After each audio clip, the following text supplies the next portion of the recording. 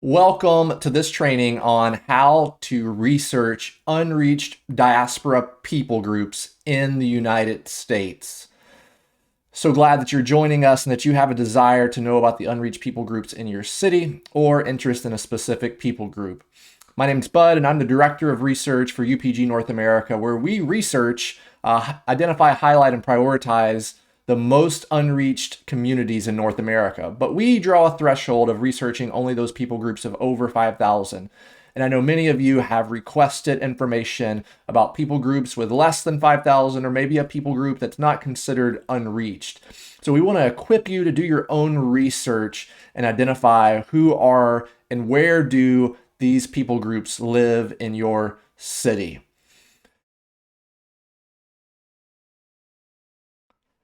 Welcome to Module 1, where we are going to look at a more macro data of finding people groups in your city. And then as we progress, we will start to narrow down our focus to neighborhoods and then ultimately points of interest. So the first place that we are going to need to go is the website data.census.gov, which is linked below. And then once we get here, you're going to find this little find tables, maps, and more. Well, there are certain tables that will find the information you're looking for, but it's actually rather difficult to find which tables you need to know. So also linked below, you're going to have a document, a Google Doc, where we've just compiled direct links of what data we have found to be most useful, or what tables are most useful for identifying population estimates of specific people groups. And in the process of accessing those, you will see the codes that we're using. So we're just going to do 3 examples to begin to show you how this works. And then after the end of Module 1, you're going to have an assignment to research the population of a people group in your city. So let me start with just, let's pick Iraqi. So we'll just click that direct link and it will take us directly to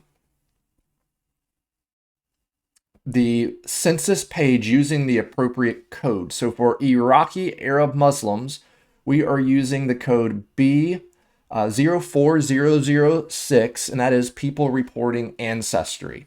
So now if you come over here to this chart, it's downloadable to Excel, to a CSV, so on and so forth. But if we look, we see all of these large population numbers because this is for all of the United States. So what we need to do is we need to filter by geography.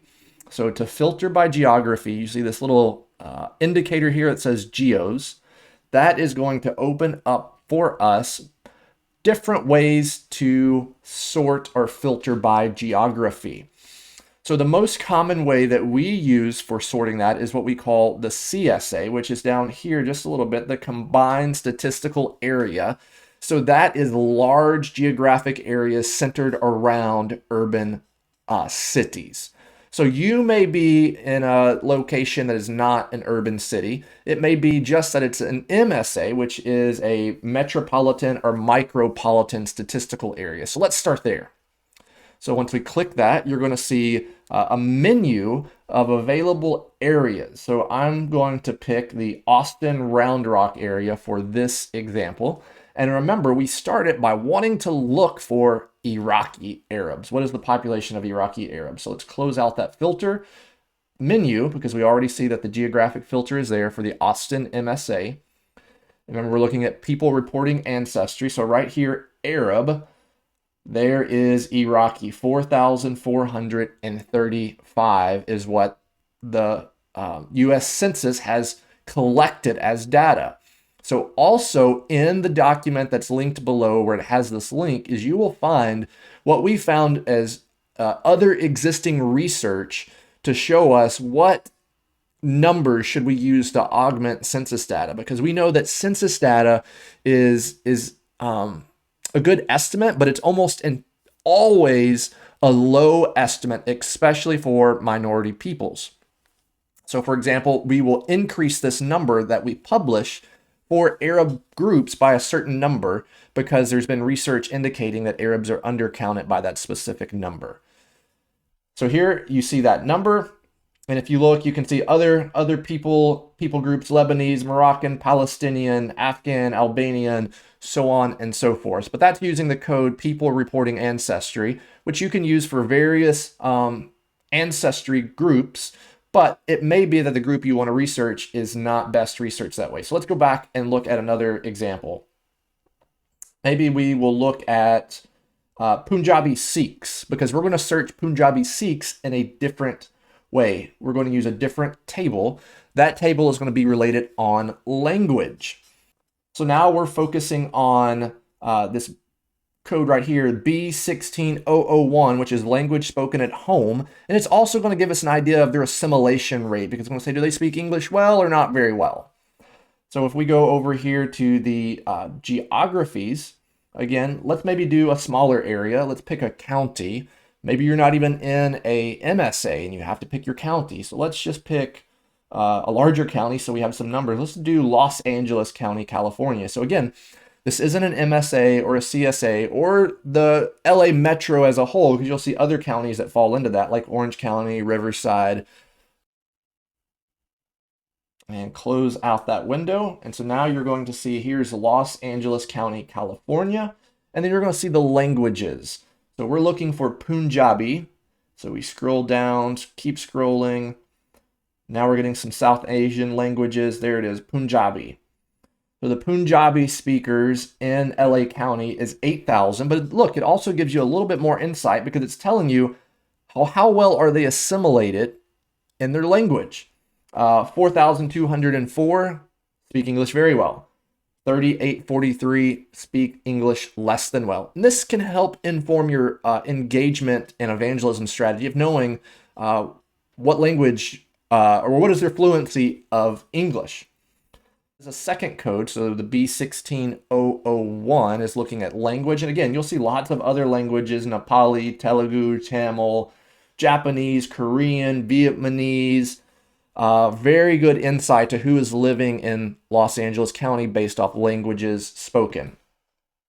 One more example before we end this module is we're going to look at, let's look at Bangladeshi. Because with Bangladeshi, we're using a different code, B02015, which is going to give us the Asian alone. So it's just looking at the Asian peoples. Again, we need to pick a geography. So go to the geography filter. And let's pick a zip code tabulation area. And let's pick a different state. Let's pick Georgia. And I don't have any idea what any of these zip codes are, so it's not going to give us perhaps anyone, but we can filter down to zip code. And then we say, yes, there's a small Asian population in this zip code. Bangladeshis, no Bangladeshis. So if you were looking for Bangladeshis in this zip code, sorry, you have to go outside your zip code. But if you're looking for Chinese or Filipino or Asian Indian, you know they're now in your zip code. So we can go from a very macro level down to a micro level by just filtering through my geography filters. Now, in module 2 of this training, I'm going to show you how to access microdata, which will show you more part of the city that you can find these people without going individually to each different zip code. So it's going to help you narrow down. And then what we're going to cover in module 3 is just some easy ways to identify points of interest related to a people group that you're interested in engaging. So stop now. Don't go to the next section yet. Go to data.census.gov or use the chart linked below and research a people group in your geographic area and find out what is the population estimate, or perhaps find what is the largest unreached people group in your geographic area.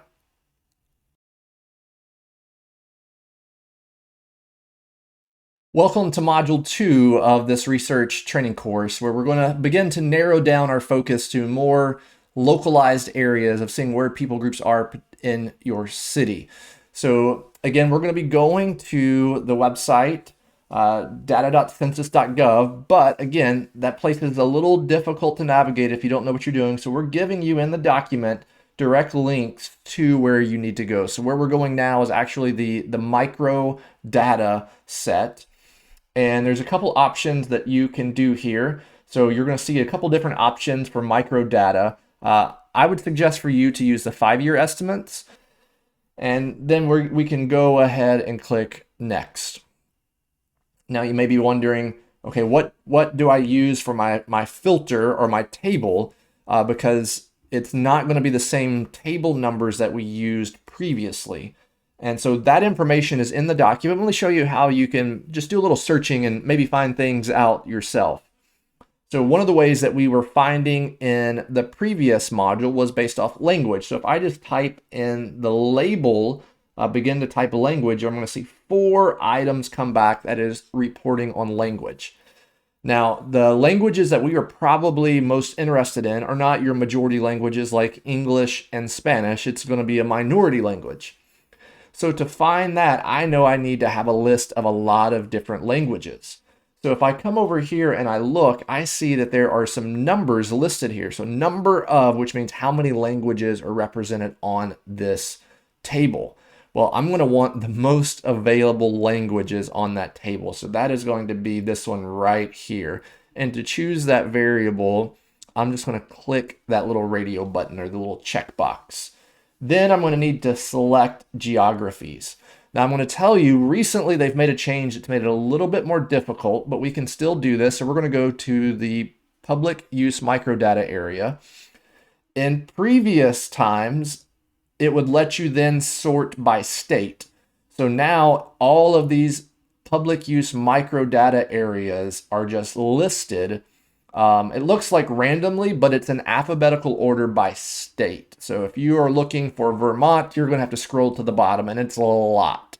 But I have a friend that lives in Birmingham, so let's just look at the Birmingham area. So you're going to see a couple different areas for the Birmingham area: Birmingham City West, Birmingham City East, Jefferson County Southeast, Jefferson County Northeast, Jefferson County, so on and so forth. So we're going to finish picking all of these Jefferson County locations. So now I have a few geographies selected surrounding the Birmingham area. And then I'm going to look at my data cart and say, okay, what am I looking for? I have 139 potential languages to look at. And ultimately, I'm going to put this into a spreadsheet, and I don't necessarily want 139 columns on my spreadsheet. So you may want to, but let me show you how you can begin to narrow that before you even get the data to your spreadsheet. Here are all the languages you're going to have access to. So I can click this to uncheck all, and then I can just go check the languages I'm interested in. So let's say perhaps I'm just interested in languages spoken by Muslims. So I'm going to just choose languages that I know that potentially could be Muslim people. So Albanian, Bosnian, Farsi, Dari, Kurdish, Pashto, Urdu, Bengali, and then let's just stop right there for this. Let's go ahead and get Turkish and Uzbek. Yeah, let's round it out good. Okay, so then I'm going to go over one more column where it says table layout.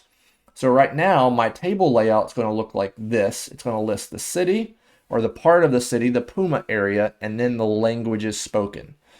What I've found to be a little bit more helpful is to put one in the column row and one in a column and then one in a row. So to do that, I can just drag this. So let's take and drag those geographies up to columns. So now you see your geographic area are your columns, your languages are your rows. Then I can go down and I can click View Table. When I click View Table, it may take just a moment to download. As you can see, it says loading variables. And then it loads. And so then as we see it loaded, I'm going to see the numbers for each language group. And then I can scroll over and find out, okay, so the largest group that we see here are Urdu speakers. So that's going to be Pakistanis and Indian Muslims from South Asia. 914 in the Birmingham area. But then I'm going to say, where is the greatest concentration of that people? Well, if I scroll over, then what do I see? 515 is in Southeast Jefferson County in the Hoover area. Second largest area is going to be in the northeast part of Jefferson county. We see that these are the areas, these are the languages we chose, but we can actually use a different type of filter. Pause. The other filter we can use is ancestry. So if we go back to the microdata, we can just go and customize the variables, or actually select the variables and type in again here this label, just ancestry code. And again, do we want to see 5 ancestry codes or do we want to see 237? Remember, we're looking for minority peoples. We're not looking for just a few. And so we have first entry and second entry. So that means that people could choose 2 ancestries. So like if their father is Pakistani and their mother is Persian, that would be the 2 options that they would have. So we're just going to choose this first entry. And it says this would exceed limits of the number of columns or rows or variables. So we have this big thing happening. It's like, okay, well, what we can do is we can go to our data cart. First, we're going to delete the languages because we've already looked at the languages. And then we can say, well, I don't need to know all 237. So as we deselect all, we can just pick the ethnicities or ancestry that we want. So I'm just going to randomly pick a few that we might actually have. So we're going to go with Albanian, Croatian, a little Eastern European. Let's scroll down some. We're going to get different areas. Haitian, there's probably lots of Haitians in the area. Let's go ahead and get Algerian, Egyptian, Libyan, Moroccan, and then also they have just a generic North African, Iranian, Iraqi, Saudi Arabian, Syrian, Armenian, Turkish, Yemeni. A good selection. Again, go to table layout. We're going to see this right here. Column is geographic. And then for some reason, it's placed this one not on the table. Well, we definitely want it on the table, so we can just drag it up to the row. And then you'll see it populate. And again, view table. Again, it's going to take a moment for the variables to load. There we go. And so we see the total for the area. And then we can see the breakdown of, okay, out of these ancestry groups, which one is the largest? Wow, surprisingly, we have 946 Moroccans. What part of Birmingham do they live in? Well, let's look. This is Birmingham City West. 924 of that 946. So West Birmingham in the city is where you can find nearly 1,000 Moroccans. So that's narrowing down your focus to a specific part of the city. So I hope that you've seen we can shift from the macro to the micro, then back to the macro and to the micro, but we're giving you 2 tools to do that with, again, focusing on, I want to be able to engage with these people and know who are the people that live here. So perhaps you're a ministry leader in your church. Maybe you are a cross-cultural missionary in your city. Perhaps you just have a love for making Jesus known among the diaspora or the unreached. These are tools that you can use. So I want you to stop, use the information you've seen in this video and in the information in the text below, even utilizing the links. Find who are the primary people in your smaller geographic area and what part of the city do they reside in. Once you finish that, you can continue to Module 3, where we're going to share best practices on researching points of engagement and points of interest for those people groups. Hey, welcome back to Module 3, where we're actually getting to the fun part where we're going to find places to go find our friends from a Muslim, Hindu, Buddhist, Sikh, or Jewish background, where we're going to go get to have some chai, some kebab, some coffee, some chaat, maybe some biryani. And so we're looking for these points of interest. And so there's already an existing training that's going to help you with this. And this is all linked in the document that's shown below. But this help sheet and suggested sources. So you're going to find access to this UPG North America introduction, which is actually going to train you on some of these materials. That's what we'd suggest first. I'm just going to highlight a few things and then show you just a couple tips and secrets in finding these points of interest. So many of you know how to use Google, and you can just Google, hey, I'm in Cleveland and I want to find a Gujarati restaurant. Well, you can just search Gujarati restaurant Cleveland, and there you go. But perhaps you're trying to get something a little bit more nuanced. Google Advanced Search is a great way to do that. So I just want to show you real quick. Google Advanced Search means this is like your regular search bar. If you want an exact phrase, you're going to put that in this box, meaning like you want the phrase Nepali food, has to be in that order, those exact words, you would put it there. Any of these words, you can put lots of different words together. Perhaps you're looking for a specific place that in a couple different cities around you, you could put multiple cities. And then none of these words. Oftentimes when we're looking for points of interest, the restaurants are really easy to find because they're marketed. But perhaps you've already visited all the restaurants and you're like, I don't want any more Indian restaurants. I want to find the market, and I want to find the temples, and I want to find where they play cricket. You could just put restaurant as a word to exclude. So let's just give you one example. So all of these words, let's do Afghans in NYC.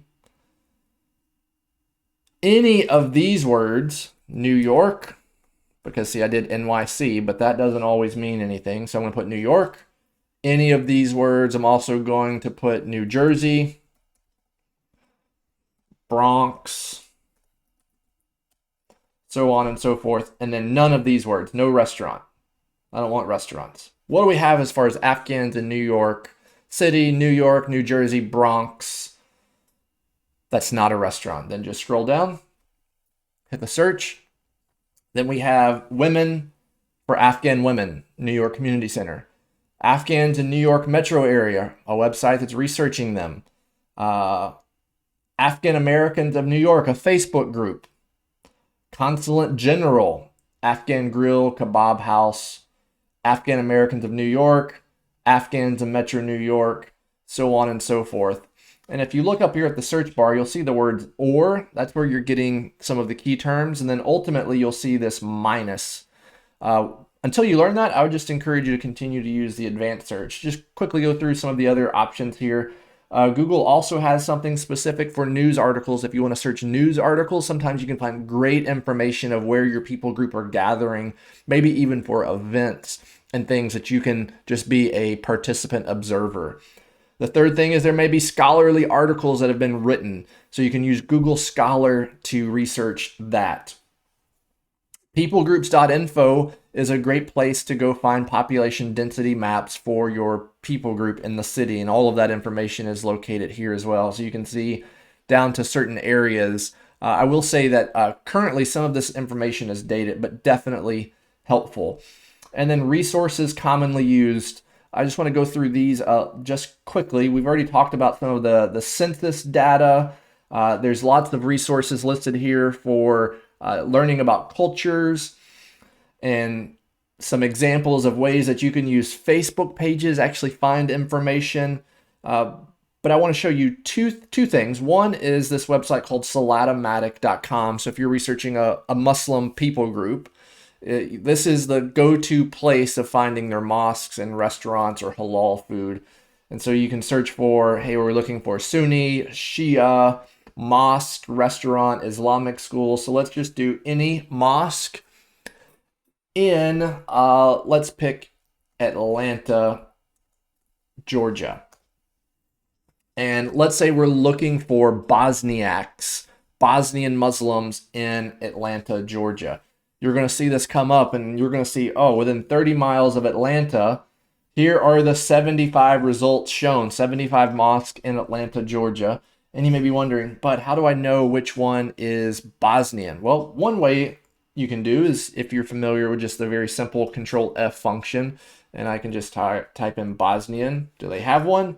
Islamic Community of Bosnians. So that worked out really easy. Let me show you one other way that you may not be familiar with, because I would say many of you are very familiar with just the Control F function, is if you take and you go in your search bar and you type site, Then the site you want to search, www.salado, you gotta type it right, salatomatic.com. You really gotta type it right. And then your search term. So, not Austin, Atlanta, Bosnian, and then search. What this does is it only searches the website that you put, site : the website, and then your two search terms. And then what do I find? I find two results here. If I click this one, because this was not the one that initially showed up that had Bosnian in its name. But if I click this, that means on this page, it is going to have Bosnian listed here. There you go, right there it is, Bosnia and Kosovo. So you can find Bosnian Muslims at this mosque in Clarkston, Georgia.